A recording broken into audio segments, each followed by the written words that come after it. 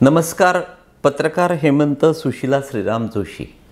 मांजर आडवी गेली किंवा एखाद्यानं हटकलं किंवा आपण ऐन उंबरठ्यावर शिंकलो, रेडा जोरात पादला किंवा कोल्ह्यानं डोळा मारला किंवा कावळा डोक्यावर बसला, मध्यरात्री भयान शांतता असताना कुत्री ओरडून रडायला लागली किंवा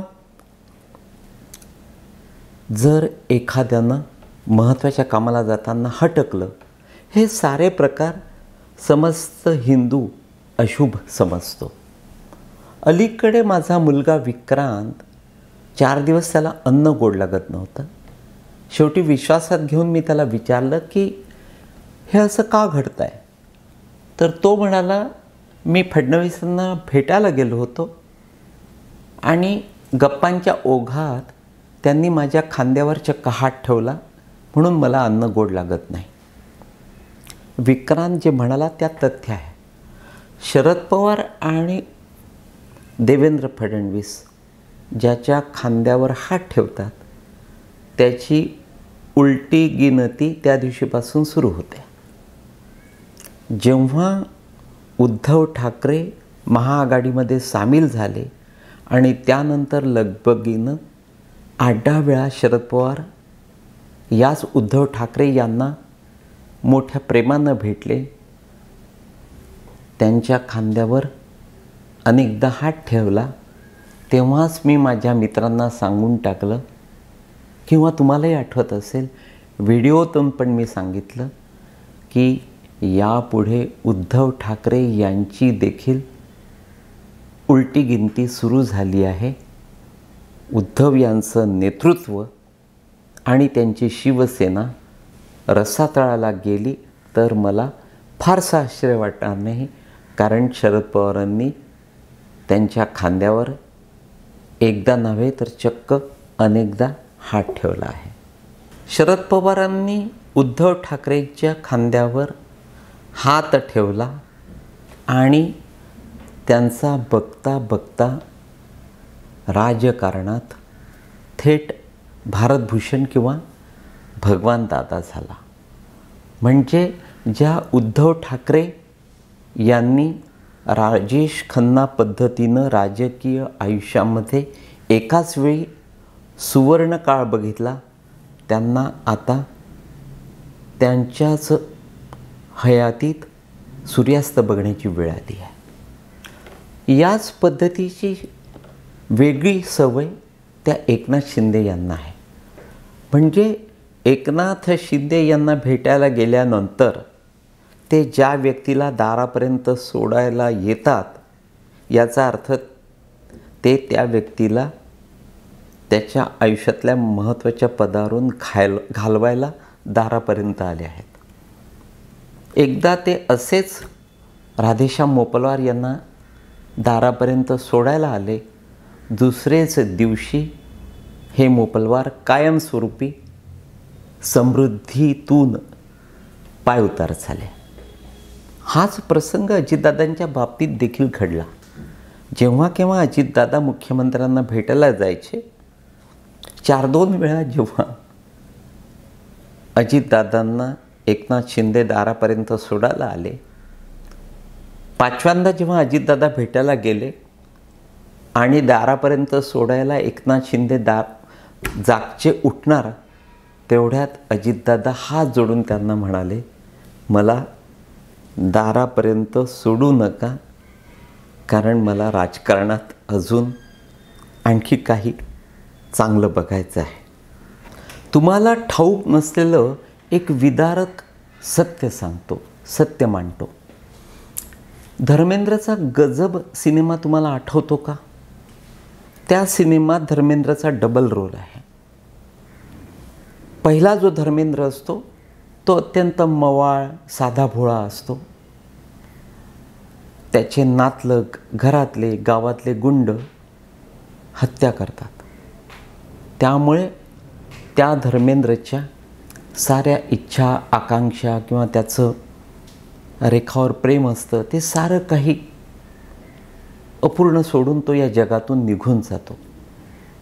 त्यानंतर त्याचा भाऊ दुसरा तो धर्मेंद्र तो येतो, त्या गावात येतो आणि हा मृत धर्मेंद्र त्याच्या अंगात शिरतो आणि त्यानंतर मृत धर्मेंद्रच्या प्रत्येक इच्छा हा जिवंत धर्मेंद्र पूर्ण करतो, साऱ्यांचा बदला घेतो आणि नंतर अर्थातच सिनेमाचा शेवट होतो.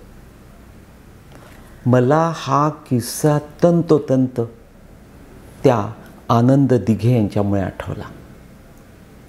आनंद दिघे यांचा अनेकांनी विशेषतः मातोश्रीवरून किंवा मातोश्रीच्या सांगण्यावरून काही त्यावेळच्या प्रभावी शिवसेना नेत्यांनी अतोनात अतिशय खूप मोठ्या प्रमाणावर मानसिक छळ केला, त्यांना अपमानित केलं, पदोपदी त्यांना यातना दिल्या. आणि हे जर खरं असेल की त्यांचा खून झाला तर मला असं वाटते की ही ती गजब सिनेमाची पुनरावृत्ती आहे. कारण हेच ते आनंद दिघे स्वर्गात गेल्यानंतर पुन्हा एकदा ज्यांचा ते देवबाप्पा आहेत त्या एकनाथ शिंदे ह्या लाडक्या पराक्रमी आणि धाडसी शिष्याच्या शरीरात शिरले आणि त्यानंतर आज त्या गायत याच एकनाथ शिंदे यांनी त्यांच्या देवबाप्पाला ज्यांनी ज्यांनी छळलं, त्रास दिला, अपमानित केलं, अवमानित केलं, मानसिक यातना दिल्या, कदाचित खूनही केला, त्या साऱ्यांचा एकनाथ शिंदे यांनी बदला घेतला, बदला घेत आहेत. ते एकालाही त्यातल्या एकालाही ते सोडत नाहीत, सोडणार नाही. थोडक्यात काय तर आनंद दिघे यांच्या प्रत्येक अपूर्ण इच्छा या एकनाथ शिंदे यांनी पूर्ण केल्या आहेत. म्हणून मला गजब सिनेमा इथे आठवला आहे. मातोश्रीवरून विशेषतः उद्धव ठाकरे यांच्या सूचनेवरून, सांगण्यावरून त्या आनंद दिघेंवर ते हयात असताना त्यांची लोकप्रियता, लोकमान्यता थेट अवकाशाला भिडलेली असताना त्यांच्यावर एकाच वेळी अनेक विषारी बाण सोडले जायचे आणि हे असे जहाल बाण चुकविताना आनंद दिघे यांची अगदी अखेरच्या श्वासापर्यंत दमछाक झाली. ते अस्वस्थ व्हायचे, पण नाईलाज होता. त्यांचं हिंदुत्व कडवं होतं. आणि हा सारा प्रकार मित्रांनो तुम्हाला माहीत नसेल, एकमेव एकनाथ शिंदे अगदी जवळून बघायचे.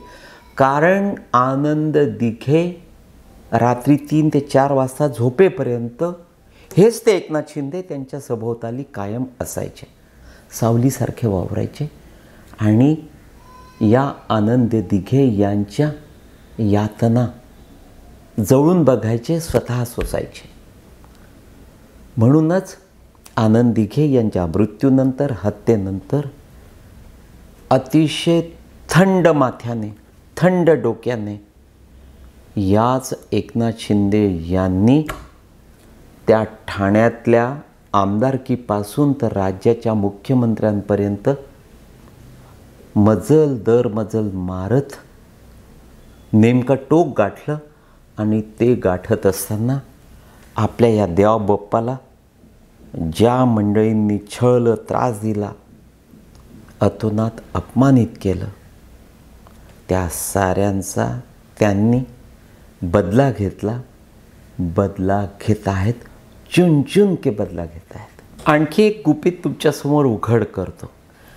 तुम्हाला हे माहीत आहे की जेव्हा शिंदे मुख्यमंत्री आणि फडणवीस उपमुख्यमंत्री झाले त्यानंतर अर्थातच फडणवीस यांना अनन्यसाधारण महत्त्व आहे, त्यातून एकनाथ शिंदे अस्वस्थ व्हायचे आणि त्यांनी अनेकदा फडणवीसांना डॉमिनेट करण्याचा प्रयत्न केला.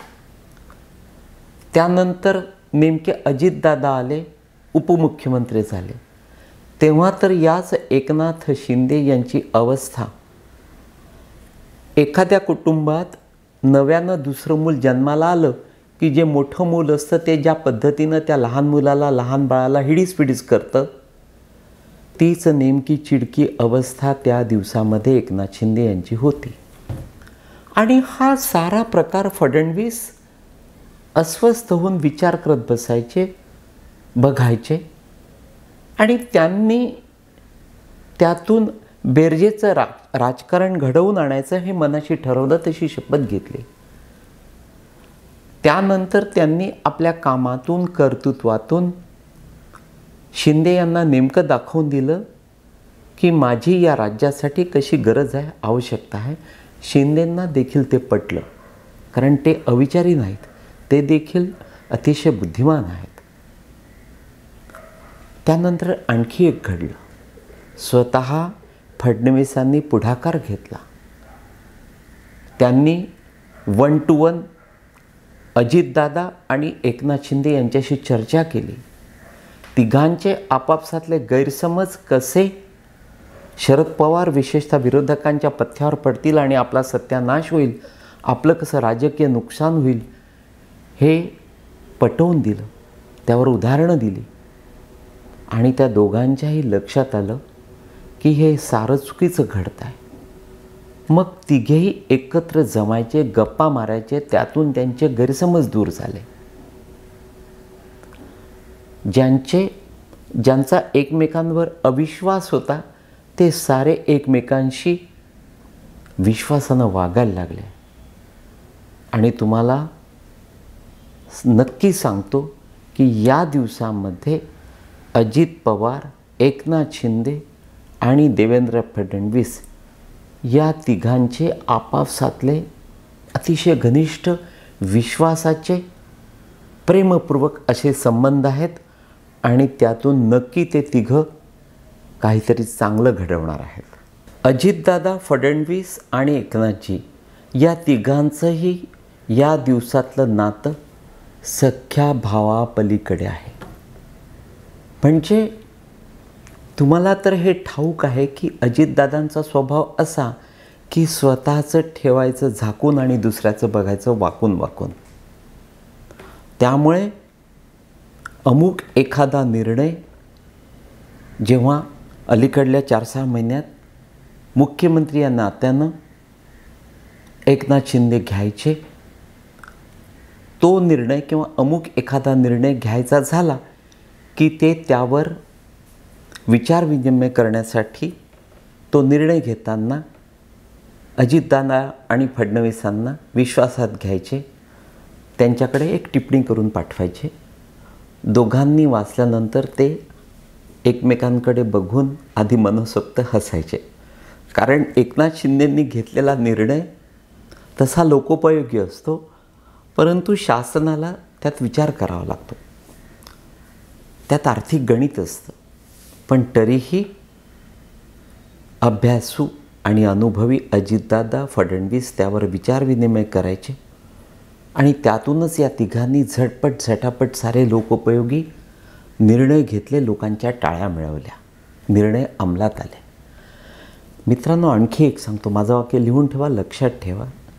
यापुढे सत्तेच्या राजकारणात या तिघांपैकी जो एखादा पुढे जाईल त्याच्या पाठीशी उरलेले दोघंही अपेक्षाविरहित भरभक्कमपणे उभे असतील. थोडक्यात काय, तर या पद्धतीची युती मी आजवरच्या माझ्या प्रदीर्घ पत्रकारितेत बघितलेली नाही. या तिघांनी राज्याच्या सत्तेच्या राजकारणात एक छान वातावरण निर्माण केलं आहे. तूर्त एवढंच मित्रांनो, नमस्कार.